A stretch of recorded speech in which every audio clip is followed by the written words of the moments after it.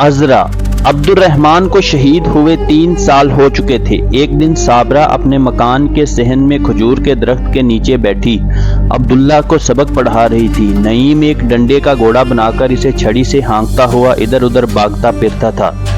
کسی نے باہر کے دروازے پر دستک دی۔ عبداللہ نے جلدی سے اٹھ کر دروازہ کھولا اور ماموں جان کہتا ہوا نوارت سے لپٹ گیا۔ کون؟ سعید، صابرہ نے اندر سے آواز دی۔ سعید ایک کمسن لڑکی کو انگلی سے لگائے صحن میں داخل ہوا۔ صابرہ نے اٹھ کر چھوٹے بھائی کا خیر مقدم کیا اور لڑکی کو پیار کرتے ہوئے پوچھا، یہ عذرا تو نہیں؟ اس کی شکل و صورت بالکل یاسمین جیسی ہے۔ ہاں بہن، یہ عذرا ہے۔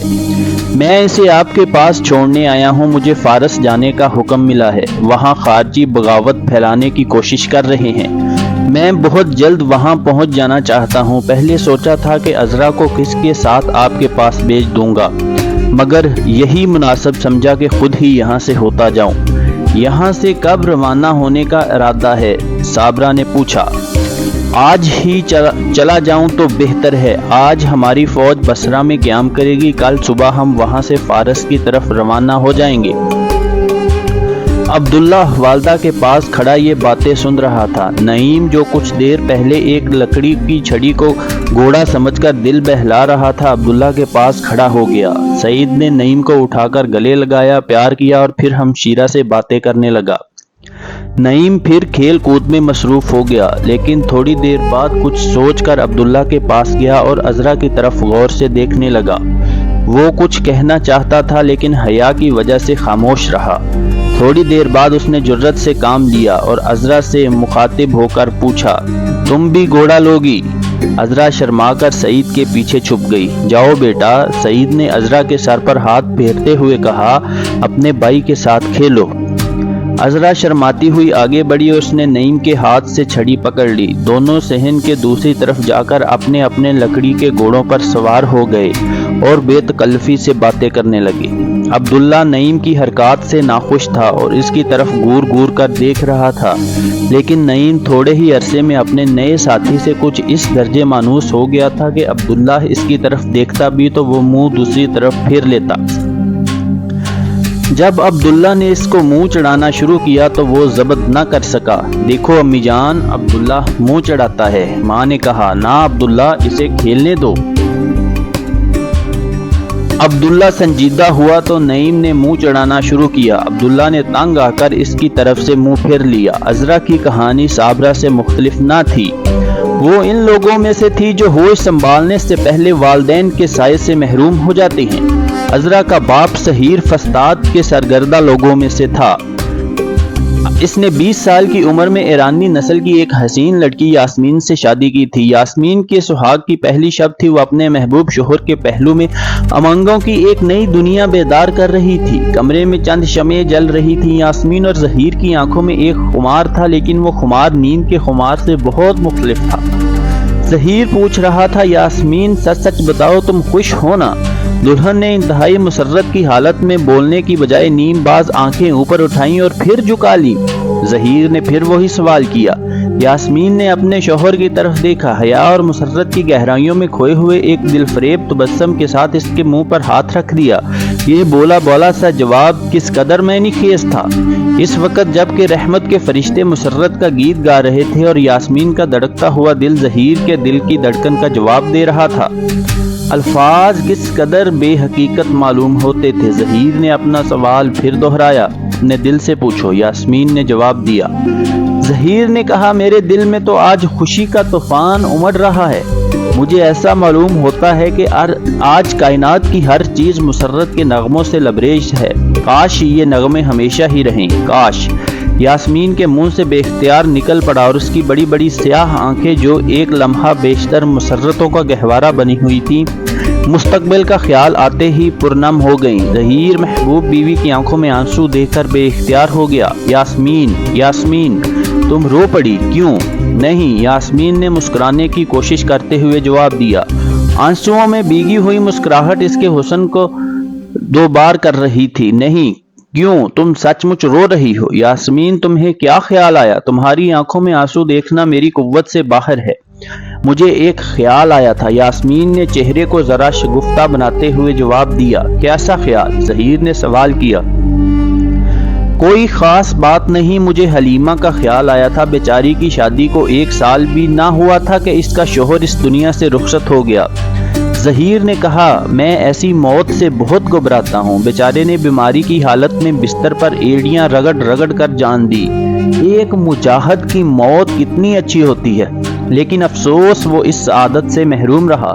اس بیچارے کا اپنا قصور بھی تو نہ تھا، وہ بچپن سے مختلف جسمانی بیماریوں کا شکار رہا۔ جب اس کی موت سے چند دن پہلے مزاج پرسی کے لیے گیا تو اس کی عجیب حالت تھی۔ اس نے مجھے اپنے پاس بٹھا لیا اور میرا ہاتھ اپنے ہاتھوں میں لے کر کہنے لگا، تم بہت خوش ہو، تمہارے بازو لوہے کی طرح مضبوط ہیں، تم گھوڑے پر چڑھ کر میدان جنگ میں دشمنوں کے تیروں اور نیزوں کا مردانہ وار مقابلہ کرتے ہوگے، لیکن میں یہاں ایڑیاں رگڑ رہا ہوں۔ دنیا میں میرا ہونا نہ ہونا برابر ہے۔ میں بچپن میں مجاہد بننے کے خواب کو دیکھا کرتا تھا، لیکن اب جوانی کا وقت آیا تو میرے لیے بستر سے اٹھ کر چند قدم چلنا بھی دشوار ہے۔ جب وہ یہ کہہ رہا تھا تو اس کی آنکھوں میں آنسو چھلک رہے تھے۔ میں نے اسے بہت تسلی دی، لیکن وہ بچوں کی طرح رونے لگا۔ وہ جہاد پر جانے کی حسرت اپنے ساتھ ہی لے گیا، لیکن اس کے پہلو میں ایک مجاہد کا دل تھا۔ وہ موت سے نہیں ڈرتا تھا، لیکن اسے ایسی موت پسند نہ تھی۔ ظہیر نے بات ختم کی اور دونوں ایک گہری سوچ میں ایک دوسرے کی طرف دیکھنے لگے۔ صبح کے آثار نمودار ہو رہے تھے۔ مؤذن دنیا والوں کو خواب غفلت سے بیدار کر کے نماز میں شریک ہونے کا خدائی حکم سنا رہا تھا۔ یہ دونوں اس کا حکم بجا لانے کی تیاری کر رہے تھے کہ کسی نے دروازے پر دستک دی۔ ظہیر نے دروازہ کھولا تو سامنے سعید سر سے پاؤں تک لوہے میں ڈھکا ہوا گھوڑے پر بیٹھا تھا۔ سعید گھوڑے سے اترا اور ظہیر نے آگے بڑھ کر اسے گلے سے لگا لیا۔ سعید اور ظہیر بچپن کے دوست تھے۔ ان کی دوستی سگے بھائیوں کی محبت سے بھی زیادہ بے لوث تھی۔ دونوں نے ایک ہی جگہ تعلیم پائی تھی، ایک ہی جگہ فنون سپاہ گری سیکھے تھے اور کئی میدانوں میں دوش بدوش لڑ کر اپنے بازوؤں کی طاقت اور تلواروں کی تیزی کے جوہر دکھا چکے تھے۔ ظہیر نے سعید کی اس طرح اچانک آنے کی وجہ پوچھی۔ مجھے والی کیرون نے آپ کی طرف بھیجا ہے، خیر تو ہے؟ نہیں، سعید نے جواب دیا، افریقہ میں بغاوت نہایت سرعت کے ساتھ پھیل رہی ہے۔ اہل روم جاہل بربریوں کو اکسا کر ہمارے مقابلے میں کھڑے کر رہے ہیں۔ اس آگ کو فرو کرنے کے لیے تازہ دم فوجوں کی ضرورت ہے۔ گورنر نے دربار خلافت سے چلا چلا کر مدد مانگی ہے، لیکن وہاں ہماری آواز کوئی نہیں سنتا۔ نصرانی ہماری کمزوری سے فائدہ اٹھا رہے ہیں۔ اگر ان حالات پر قابو نہ پایا گیا تو ہم وسیع خطہ زمین کو ہمیشہ کے لیے کھو بیٹھیں گے۔ گورنر نے مجھے آپ کے پاس بھیجا ہے اور آپ کے نام یہ خط دیا ہے۔ ظہیر نے خط کھول کر پڑھا۔ خط کا مضمون یہ تھا، سعید تمہیں افریقہ کے حالات بتا دے گا۔ ایک مسلمان ہونے کی حیثیت سے تمہارا فرض ہے کہ جس قدر سپاہی فراہم کر سکو ان کو لے کر فوراً پہنچ جاؤ۔ میں نے ایک خط دربار خلافت میں بھی بھیجا ہے، لیکن موجودہ حالات میں جب اہل عرب طرح طرح کی خانہ جنگیوں میں مبتلا ہیں، مجھے وہاں سے کسی مدد کی امید نہیں۔ تم اپنی طرف سے کوشش کرو۔ ظہیر نے ایک نوکر کو بلا کر سعید کا گھوڑا اس کے حوالے کیا اور اسے اپنے ساتھ مکان کے ایک کمرے میں لے گیا۔ اس کی آنکھوں سے شب عروسی کا خمار اتر چکا تھا۔ اس نے دوسرے کمرے میں جا کر دیکھا، یاسمین بارگاہ الہی میں سر بسجود تھی۔ دل کو گناہ مسرت ہوئی، واپس سعید کے پاس آ کر کھڑا ہو گیا اور کہنے لگا، سعید میری شادی ہو چکی ہے، مبارک ہو۔ کب؟ کل۔ مبارک ہو۔ سعید مسکرا رہا تھا، لیکن اس کی مسکراہٹ اچانک یس مردگی میں تبدیل ہونے لگی۔ وہ دیرینہ دوست کی آنکھوں میں آنکھیں ڈال کر دیکھ رہا تھا۔ اس کی نگاہیں سوال کر رہی تھی کہ شادی کی خوشی نے تمہیں جذبہ جہاد سے تو عاری نہیں کر دیا؟ ظہیر کی آنکھیں اس سوال کا جواب نفی میں دے رہی تھی۔ دنیا میں کم و بیش ہر انسان کی زندگی میں کبھی نہ کبھی ایسا وقت ضرور آتا ہے جب اسے کسی بلندی تک پہنچنے یا بڑا کام کرنے کا موقع ملتا ہے، لیکن ہم اکثر نفع نقصان کی سوچ میں ایسے موقع کھو دیتے ہیں۔ سعید نے پوچھا، آپ نے خط کے متعلق کیا سوچا؟ ظہیر نے مسکراتے ہوئے اپنا ہاتھ سعید کے کندھوں پر رکھ دیا اور کہا، اس میں سوچنے کی کیا بات ہے، چلو۔ چلو بظاہر ایک سادہ سا لفظ تھا، لیکن ظہیر کے منہ سے سعید کو یہ لفظ سن کر جو خوشی ہوئی اس کا اندازہ کرنا ذرا مشکل ہے۔ وہ بے اختیار اپنے دوست سے لپٹ گیا۔ ظہیر نے کوئی بات اور نہ کی۔ سعید کو اپنے ساتھ لے کر گھر سے نکلا اور مسجد کی طرف ہو لیا۔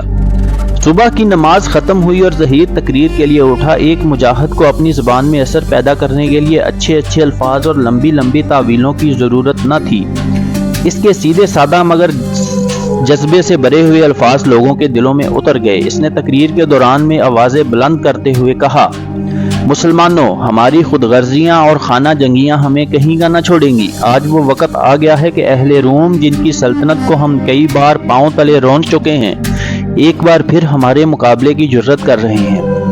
وہ لوگ یرموک اور اجناد کی شکستیں بھول چکے ہیں۔ آؤ انہیں ایک بار پھر بتائیں کہ مسلمان اسلام کی عظمت کی حفاظت کے لیے اب بھی اپنے خون کو اتنا ہی عزیز سمجھتا ہے جتنا کہ پہلے سمجھتا تھا۔ انہوں نے طرح طرح کی سازشیں کر کے افریقہ کے لوگوں پر عرصہ حیات تنگ رکھا ہے۔ وہ یہ خیالات کرتے ہیں کہ ہم خانہ جنگیوں کی وجہ سے کمزور ہو چکے ہیں، لیکن میں یہ کہتا ہوں کہ اس دنیا میں جب تک ایک بھی مسلمان زندہ ہے، ان لوگوں کو ہم سے ڈر کر رہنا چاہیے۔ مسلمانوں، آؤ ایک بار پھر انہیں یہ بتا دیں کہ ہمارے سینوں میں وہی تڑپ ہے، ہمارے بازوؤں میں وہی طاقت اور ہماری تلواروں میں وہی کاٹ ہے جو کہ حضرت عمر کی رضی اللہ تعالیٰ عنہ کے زمانے میں تھی۔ ظہیر کی تقریر کے بعد 250 نوجوان اس کا ساتھ دینے کے لیے تیار ہو گئے۔ یاسمین اپنی زندگی کی تمام خواہشوں کے مرکز کو اپنی آنکھوں سے میدان جنگ کی طرف رخصت ہوتے ہوئے دیکھ رہی تھی۔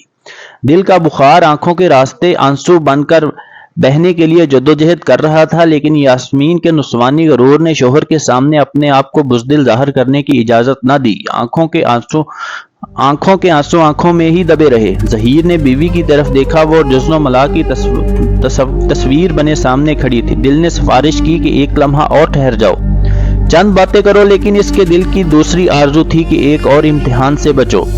اچھا یاسمین، خدا حافظ کہہ کر ظہیر لمبے لمبے قدم اٹھاتا دروازے کی طرف بڑھا، پھر کچھ سوچ کر رک گیا اور ایک ایسے خیال سے جس نے اسے ابھی تک اپنے قریب نہ بھٹکنے دیا، برق کی سی تیز رفتاری کے ساتھ اس کے دل و دماغ پر حاوی ہو گیا۔ دل کے لطیف حصے نے اپنی کمزور آواز میں فقط اتنا کہا کہ شاید یہ آخری ملاقات ہو، لیکن ایک لمحے کے اندر اس خیال نے ایک ہنگامے کی صورت اختیار کر لی۔ وہ رکا اور مڑ کر یاسمین کی طرف دیکھنے لگا۔ وہ آگے بڑھی۔ ظہیر نے آنکھیں بند کر کے باہیں پھیلا دی، وہ روتی ہوئی اس سے لپٹ گئی۔ یاسمین آقا، وہ آنسو جنہیں یاسمین اپنے دل کی گہرائیوں میں پوشیدہ رکھنے کی ناکام کوشش کر رہی تھی، بے اختیار نکل پڑے۔ دونوں کے دل دھڑک رہے تھے، لیکن دلوں کی یہ دھڑکن اس وقت بہت مدھم تھی اور بدستور کم ہو رہی تھی۔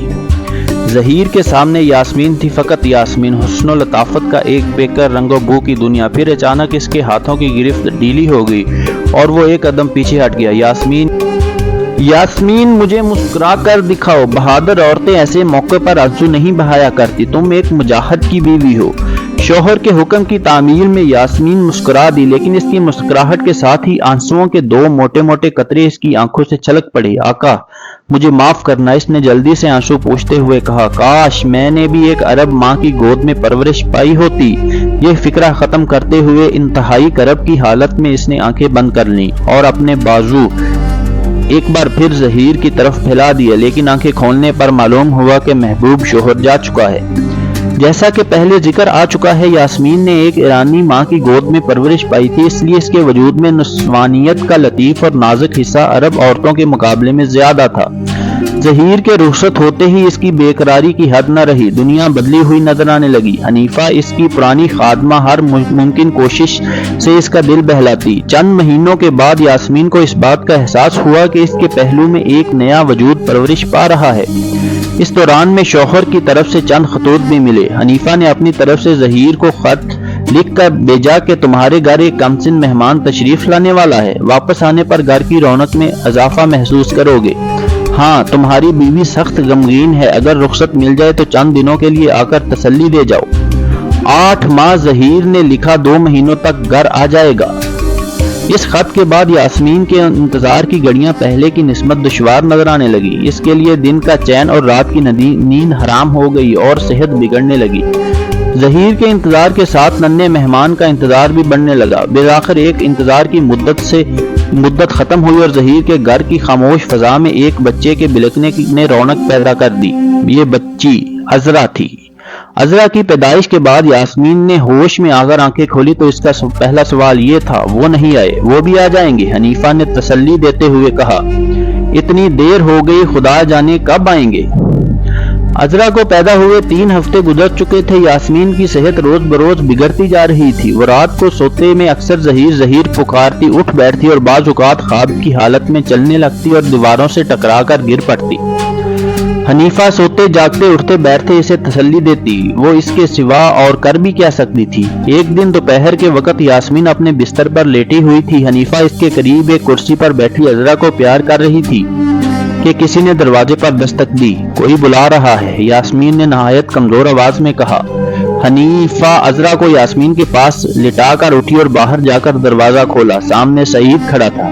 حنیفہ نے اضطراب اور پریشانی کی حالت میں کہا، سعید تم آ گئے، ظہیر کہاں ہے؟ وہ نہیں آیا۔ یاسمین کا کمرہ اگرچہ باہر کے دروازے سے کافی دور تھا، لیکن حنیفہ کے الفاظ یاسمین کے کانوں تک پہنچ چکے تھے۔ سعید کا نام سنتے ہی اس کا کلیجہ منہ کو آنے لگا اور ایک لمحے کے اندر اندر ہزاروں توہمات پیدا ہو گئیں۔ وہ اپنے دھڑکتے ہوئے دل کو ہاتھوں سے دبائے بستر سے اٹھی، کانپتی ہوئی کمرے سے باہر نکلی اور حنیفہ سے 2-3 قدم کے فاصلے پر کھڑی ہو گئی۔ حنیفہ دروازے میں کھڑی ابھی بھی سعید کی طرف دیکھ رہی تھی۔ اسے یاسمین کی آمد کا پتہ نہ چلا اور سعید چونکہ دروازے سے باہر کھڑا تھا اس لیے وہ یاسمین کو دیکھ نہ سکا۔ حنیفہ نے پھر اپنا سوال دہرایا لیکن سعید خاموش رہا۔ سعید، حنیفہ نے کہا، جواب کیوں نہیں دیتے؟ کیا ہوا؟ سعید نے گردن اٹھا کر حنیفہ کی طرف دیکھا۔ وہ کچھ کہنا چاہ رہا تھا لیکن زبان اس کے قابو میں نہ تھی۔ اس کی بڑی بڑی خوبصورت آنکھوں سے آنسو چھلک رہے تھے اور اس کا حسین چہرہ غیر معمولی حزن و ملال کا اظہار کر رہا تھا۔ سعید کہو، حنیفہ نے پھر سوال کیا۔ وہ شہید ہو چکا ہے، مجھے افسوس ہے کہ میں زندہ واپس آیا ہوں، سعید نے کہا اور چھلکتے ہوئے آنسو اس کی آنکھوں سے گر پڑے۔ سعید نے اپنا فکرہ ابھی پورا ہی کیا تھا کہ حنیفہ کے پیچھے سے ایک چیخ سنائی دی اور کسی چیز کے دڑام سے زمین پر گرنے کی آواز آئی۔ حنیفہ گھبرا کر پیچھے مڑی۔ سعید بھی حیران ہو کر مکان میں کے صحن میں آ گیا۔ یاسمین منہ کے بل پڑی تھی۔ سعید نے جلدی سے اسے اٹھایا اور کمرے کے اندر لا کر اس کے بستر پر لٹا دیا اور ہوش میں لانے کی کوشش کی۔ جب مایوسی ہوئی تو طبیب کو بلانے کے لیے بھاگا۔ تھوڑی دیر کے بعد طبیب کو لے کر واپس آیا تو دیکھا کہ گھر میں محلے کی بہت سی عورتیں جمع ہیں۔ کسی نے طبیب کو دیکھ کر کہا، اب آپ کی ضرورت نہیں، وہ جا چکی ہے۔ یام کے قریب شہر کے عامل نے یاسمین کا جنازہ پڑھایا۔ ظہیر کی شہادت کا واقعہ بھی مشہور ہو گیا تھا، اس لیے اس کے لیے بھی دعائے مغفرت کی گئی۔ اس کے بعد ظہیر اور یاسمین کمسن یادگار عذرا کے حق میں درازی عمر کی دعا مانگی گئی۔ سعید نے اسی دن عذرا کو ایک دایا کے سپرد کیا اور حنیفہ سے کہا، اگر تم ظہیر کے مکان میں رہنا چاہو تو میں تمہاری اخراجات برداشت کروں گا، اگر میرے گھر میں رہنا پسند کرو تو بھی میں تمہاری خدمت کروں گا۔ لیکن حنیفہ نے کہا، میں حلب اپنے گھر جانا چاہتی ہوں، وہاں میرا ایک بھائی رہتا ہے، اگر وہاں میرا دل زیادہ دیر نہ لگا تو میں آپ کے پاس واپس آ جاؤں گی۔ سعید نے حنیفہ کے سفر کا انتظام کیا اور 500 دینار دے کر رخصت کیا۔ 2 سال کے بعد سعید عذرا کو اپنے گھر لے آیا اور خود اس کی پرورش کرنے لگا۔ جب اسے فارس کی طرف خارجیوں کے خلاف مہم پر جانا پڑا تو وہ عذرا کو صابرہ کے پاس چھوڑ آیا۔ قسط نمبر 2 کا اختتام ہوا۔ قسط نمبر 3 کے لیے آپ کو مزید انتظار کرنا پڑے گا۔ اللہ حافظ۔